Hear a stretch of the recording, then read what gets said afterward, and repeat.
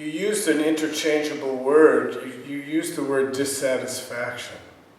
Sometimes the word from Sanskrit is dukkha, and we usually translate it as suffering. But another way to translate it is unsatisfactory. So that really what the Buddha is saying in the First Noble Truth is that there's a chronic dissatisfaction with our lives. That we get stuck, not satisfied. And that there's a chronic condition that we humans have in not feeling satisfied with things as they are. Always wanting it to be a little bit different. The thing that sticks out in my mind, when I first came to Buddhist practice, I was 21 years old, and I moved to this little Zen community in Mendocino County, actually just about 6 miles outside of the town of Mendocino. And I was a suburban boy from back east, and to end up in this magnificent redwood forest, which I'd never seen before, practicing. I had started meditation before I got there, but embedded in a community that was practicing together. I was living in this little chicken coop, converted chicken coop. It was quite small, quite funky, but gorgeous. To my mind, it was like I was in paradise. And so we're now about maybe a couple months in, and I'm like ecstatic. Except every evening, the mosquitoes came out. And every evening, I was unhappy. So here I was living in paradise, but I couldn't stand the mosquitoes.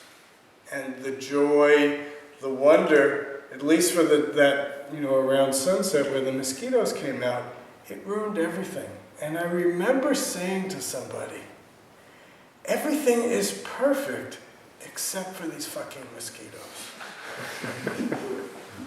That's what the Buddha meant about suffering and dissatisfaction. Even in the midst of paradise, there's always something nagging at us. There's always something a little bit wrong. That's the human condition. Now maybe somebody here in this room will say, not me, that must be everybody else. Maybe. My experience is that's the way it works. And there's another problem with just isolating the First Noble Truth. And maybe I'm jumping in for those of you who don't know much about Buddhism. But the first teachings of the Buddha are spoken about as the Four Noble Truths and the Eightfold Path. So the Four Noble Truths set out the whole path of Buddhism. And Zen is, in a sense, a subset of Buddhism, but it follows this very closely. So if you just think of life as suffering, you're missing the other 3 points. The second of the Four Noble Truths is that suffering is caused by desire. In my illustration, it was suffering is caused because we don't accept things as they are. We want things to be different. But we human beings are driven by our desire. We're driven by our needs. We want to get what we want. In that desire to get what we want, we split the world into self and other. And other becomes either the thing that stops me from getting what I want, so I want to kill it, or it's the thing I want to manipulate in order to satisfy my needs. So the other becomes an object in my world. And that creation of other as object creates a lot of suffering. At its worst, I can own you and use you to fulfill my needs without caring about what that means to you, because you're an object.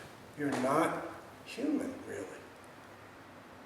And when Sergei talks about how Buddhism is written about by monastics, so what does it have to tell me about relationships? Right there is a gold mine for how we live in relationships, either close-in family relationships or just the relationships in our world. We forget about the intimate relationships for a second. We're at a restaurant and there's a waiter or a waitress who is tending to our needs. How many times have you, either yourself or seen somebody else, treat the waiter as subhuman? You're sitting in a restaurant and suddenly you hear another customer really complaining loudly about the waiter. And very often it's not the waiter's fault. They're dealing with the kitchen, they're dealing with the whole restaurant. But the customer doesn't care. You're not satisfying my needs, so I will treat you badly. And I'm justified to do that because it's your job to take care of my needs. Now, it is true that a waiter's job is to take care of our needs. But it's very easy to dehumanize the other. And in intimate relationships, it's equally easy, maybe even easier. You often hear people say, I don't get it. I treat the people closest to me the worst. Somehow we think we have license because the person is close to us to treat them poorly. The Buddhist practice of treating others as you would treat yourself, or the Christian practice of do unto others as you'd have others do unto you. To just follow that, world peace would appear. It's not that complicated. But because we're driven by our own desire, or our own neediness, or even our own perception of right and wrong, it dehumanizes. And not only humans, it's animals, it's trees, it's animate and inanimate objects. As we treat them as servants to our satisfaction, we actually end up creating a massive amount of disharmony in the world. Look around. It's all around us. So the Buddha said, life is suffering or life is unsatisfactory, and it's because we don't accept things as they are, or we're driven by satisfying our own particular needs at the expense of everything and everyone else. Now, often we don't do it on purpose. It's we get wrapped up in our own experience without recognizing what's going on. We're in a hurry, so we're rushing, and we don't realize that we're knocking people over on the way. So the third of the Four Noble Truths is that there is a way out of suffering. So actually, Zen, Buddhism, Buddhist practice is quite optimistic. If you stop with life as suffering, it seems like a pessimistic view of the world. But actually the Buddha said, there's a way out.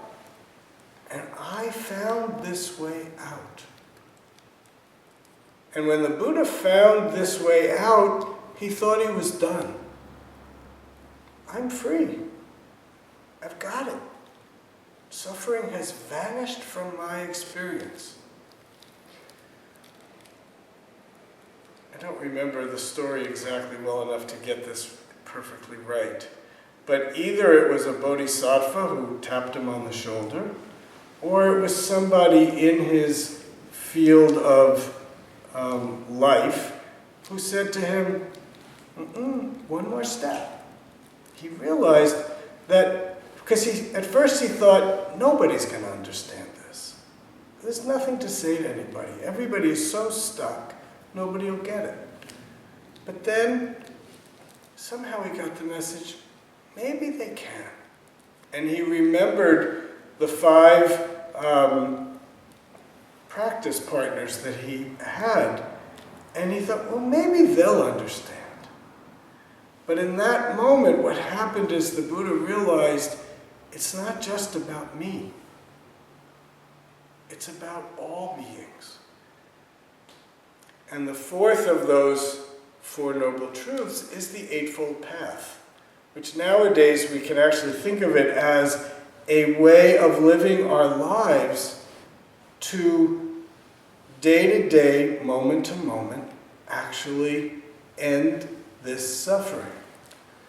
Another way of saying that is to release us from the prison of our own desire, our own selfishness, or self-centeredness is probably a better word for it, and find liberation and freedom in this life. So the Buddha taught these practices to liberate human beings. And this is easy to talk about, but it's hard work.